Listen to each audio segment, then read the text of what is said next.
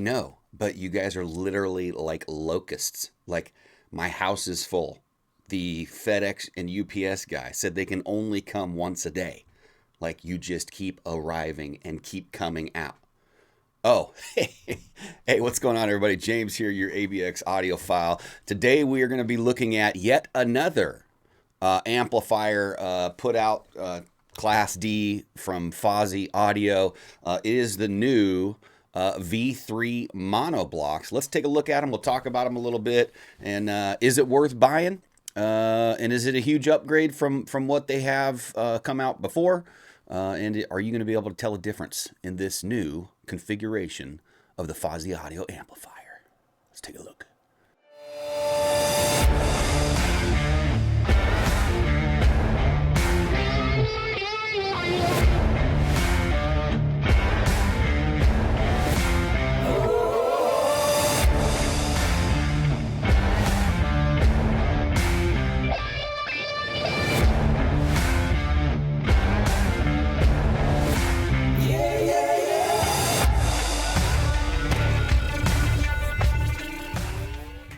All right, so that was a look at the new Fosi Audio V3 mono. You can see we've got balanced outs and stuff like that. It's got some switchable, options. It's kind of similar case to kind of the ZA3. They're using that orange background and stuff.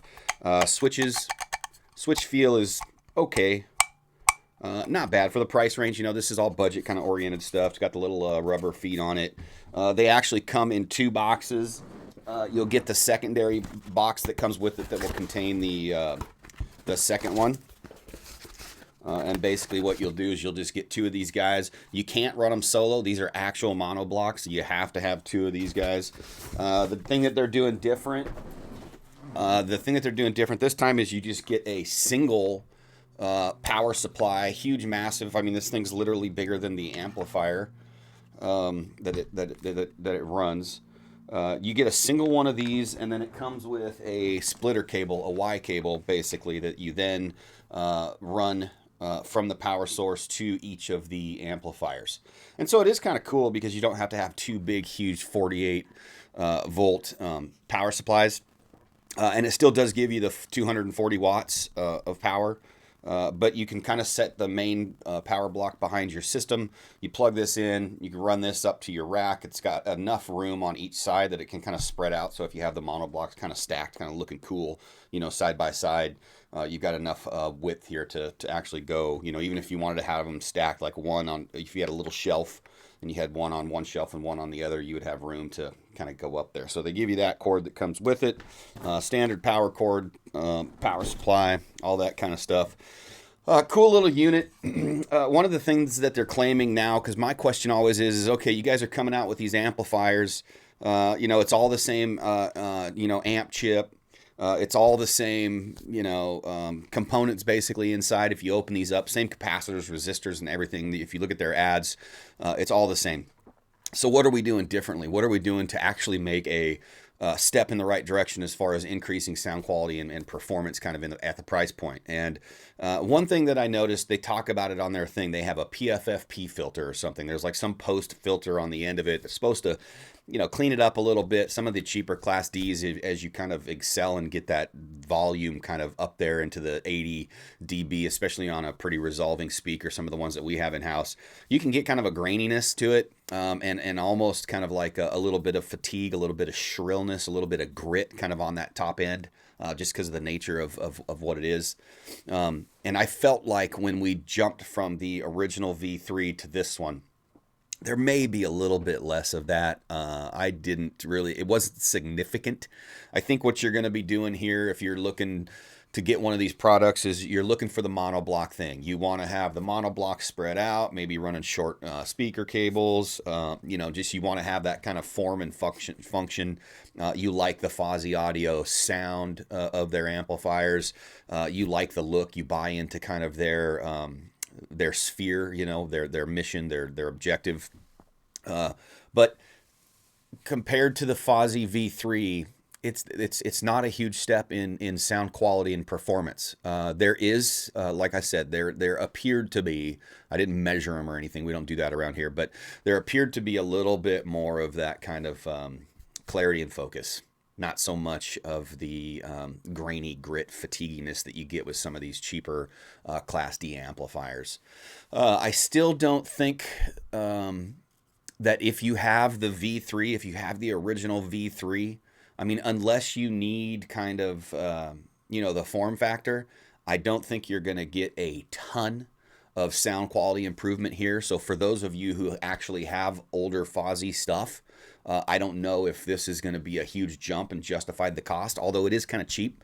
And the cool thing about them is you can order them on Amazon. And if it's not like, oh man, that's better, that was worth the upgrade, you can just send them back for a refund. So it's definitely something that I would say, if you can get it on Amazon, get it in, use their generous return policy, audition some of these things, get the mono blocks in, check it out in your system. If you're running some of these cheaper Class D stuff, it may be an upgrade for you. And having the monoblocks is kind of cool. It looks really cool, and you get the balanced outs. Although I don't know what preamplifier you're going to be running that would be feeding balanced outs to a budget amplifier like this. The question always is, well, what am I feeding this? In the budget space, if you're looking at an amplifier like this for, $150, $200, whatever they kind of run, wherever, depending on where you're at, what do you need the balanced for, right? What preamplifier or source are you feeding these amplifiers with? Because if you're in that budget space, you're spending $150, $200 on an amplifier, mono blocks with balanced inputs.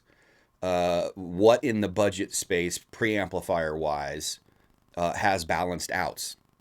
And that was one of the questions that was asked to me, and it was like, man, I don't know.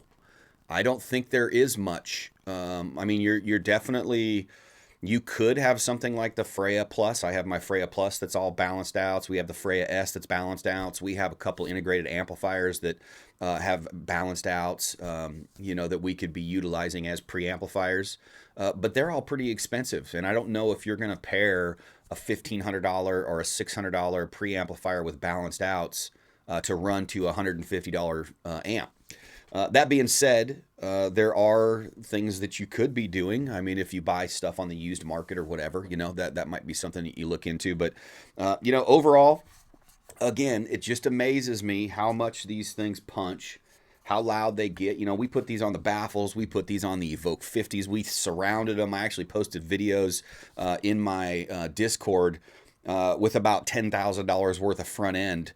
On these Fosi audio amplifiers, and they performed well, man. They were rocking, they were sounding good.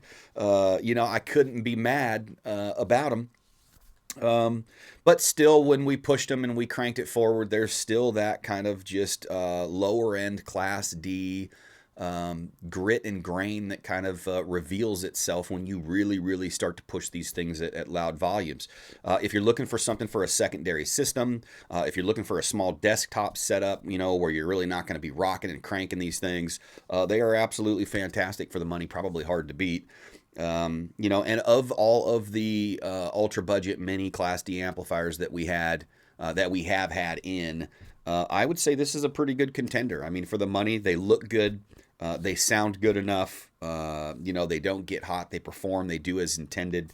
They scale, obviously, with gear. I mean, we put some pretty expensive gear on these things, and they scaled pretty well. So at the end of the day, it's not something that I'm going to run for a reference system, but if you are just getting into hi-fi, if you're looking for a budget piece and you want to have kind of a new piece, you're not interested in looking on the used market, these may be something that you want to consider and take a look at and integrate into your system. But think about it before you do. What's your system going to look like? What are your goals here, right? What's your preamplifier going to look like? How are you going to integrate with it? Do you need the mono blocks? Do you need the balanced inputs on these things? It's really something to kind of consider. Don't just pick these up because they're the new thing on the market. Make sure that it's going to work for you. Make sure that you've kind of envisioned how your system is going to look like. If you already have a preamplifier or a something that you're using with balanced outputs, like I said, maybe jump on Amazon, get these, give them a shot, see if it's an improvement for you. If you've already got some of these cheaper Class D amplifiers, I don't know if it's going to be a huge upgrade for you, but worth the shot. There's one thing that I've found with dealing with all of these Fosi, IEMA, Duke, kind of mini Class Ds. They all sound and perform pretty damn close. They all run the same chip. The cool thing about this one is you have op amps you can swap. They are swappable op amps, so you could, you know, put some Sparkos or something, upgrade these things. They are fun. Their little form factor is super cool. Again, there's no upgrade in parts or casing here. It's all kind of the same as the original stuff. All the switches are all still the same feet, really, same binding posts. Same RCA inputs, all the switches, barrel connectors. I mean, everything is pretty much, they're just kind of refreshing things and adding little touches to it or whatever. So anyway, that's my take on the Fosi Audio, the new V3 mono blocks with the new PFF filter. I can't remember what it's called. Yeah, PFFB filter. Basically just a post filter that they're putting on there. Seems to do a little something. I'm not sure if it's going to be a super upgrade for you, but like I said, go check it out. Hope you enjoyed that review, and keep on rocking, man. I'm James, your ABX audiophile. We'll chat you on the next one.